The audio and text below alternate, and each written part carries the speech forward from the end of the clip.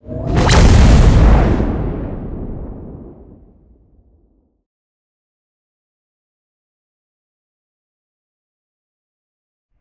Guys, இன்றைக்கி நம்ம என்ன பார்க்க போகிறோம்னா காஸ் லா பற்றி பார்க்க போகிறோம். காஸ் லாவோட டெஃபினேஷன் பார்த்தீங்கன்னா, Gauss law is one of the fundamental law of electrostatics. It relates the electric flux through a closed surface to the charge enclosed by that surface. The total electric flux through a closed surface is equal to 1 by epsilon naught times the net charge enclosed within that surface. அதோட formula பார்த்தீங்கன்னா, electric flux is equal to Q by epsilon naught. அதுதான் வந்து பார்த்தீங்கன்னா இந்த second இயரில் வந்து சொல்லியிருப்பான். The total electric flux through a closed surface is equal to 1 by epsilon naught times the net charge enclosed within that surface.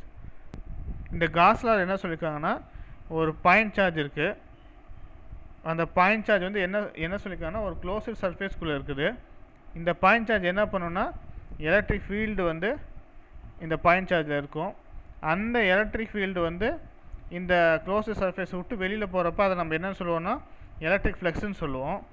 இப்போ காஸ்லானா என்னென்னா, இந்த எலக்ட்ரிக் ஃப்ளக்ஸு எவ்வளோ அமௌண்ட் ஆஃப் எலக்ட்ரிக் ஃப்ளக்ஸு வந்து இந்த க்ளோஸ்டு சர்ஃபேஸ் விட்டு வெளியில் போகுதோ அதை தான் வந்து காஸ்லான்னு சொல்கிறாங்க.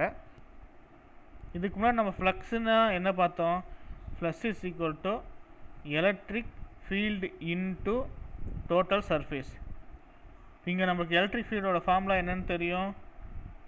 1 by 4 by epsilon naught into Q divided by R squared.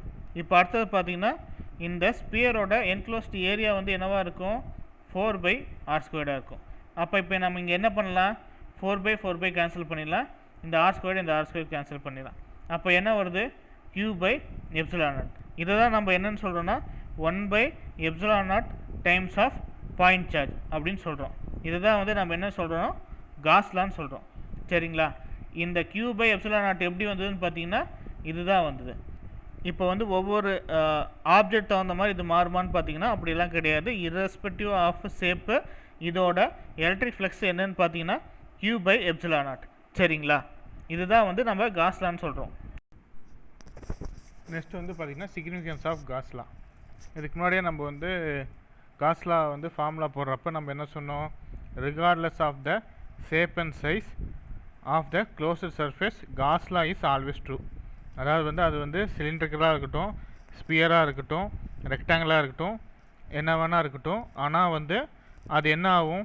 நீங்கள் வந்து ஒரு எலக்ட்ரிக் ஃப்ளக்ஸ் கண்டுபிடிக்கிறப்ப, ஒரு என்க்ளோஸ்டு சர்ஃபேஸில் ஒரு எலக்ட்ரிக் ஃப்ளக்ஸ் கண்டுபிடிக்கிறப்ப அது ஆல்வேஸ் வந்து காஸ் லா வந்து ட்ரூவாக இருக்கும். அந்த இடத்துல ஆல்வேஸ் காஸ் லா வந்து ட்ரூவாக இருக்கும். ஓகேங்களா? அதுக்கு ஷேப் இருந்தாலும் சரி, அது வந்து இர்ரெகுலர் ஷேப்பாக இருந்தாலும் சரி, அங்கே அந்த இடத்துல என்னவாக இருக்கும்? காஸ் லா வந்து ஆல்வேஸ் ட்ரூவாக இருக்கும். சரிங்களா? அதே மாதிரி அடுத்த பாயிண்ட் வந்து பார்த்தீங்கன்னா, ஒன்லி என்க்ளோஸ்டு சார்ஜஸ் மேட்டர்ஸ். அதாவது வந்து பார்த்தீங்கன்னா, the right hand side Q includes only the total charge inside the surface.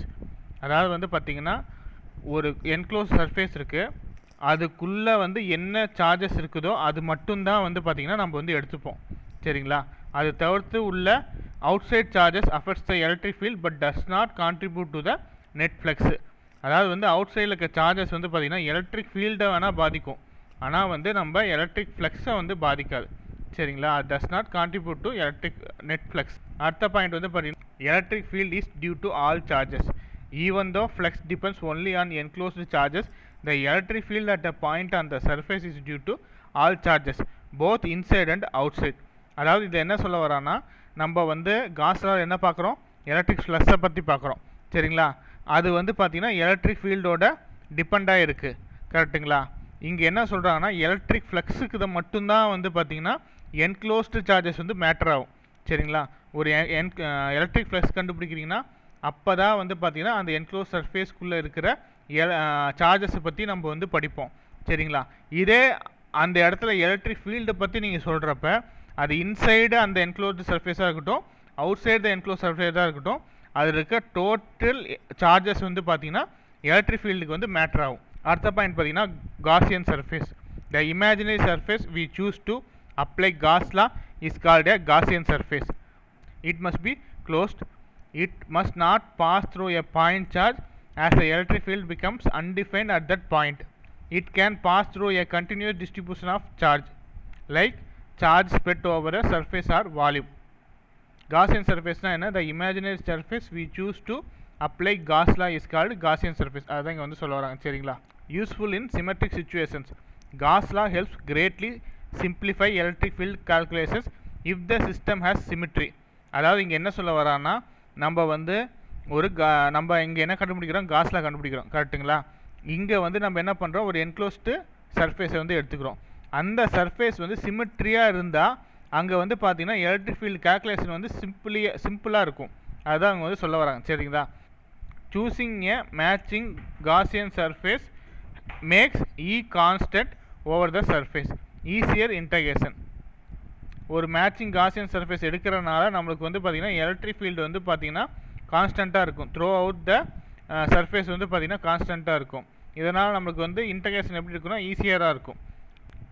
6th point வந்து பார்த்திங்கன்னா deep link to Coulomb's law. Gauss law is based on the fact that electric field from a point charge follows the inverse square law. அதாவது electric field is approximately equal to 1 by r squared. If Gauss law were ever found to fail, it would mean the inverse square law is wrong, which would be revolutionary in physics. Gauss law வந்து Coulomb's லாவோட டீப்பாக வந்து பார்த்தீங்கன்னா link ஆகிருக்குன்னு சொல்ல வரான். இதெல்லாம் தான் வந்து significance of Gauss law, சரிங்களா?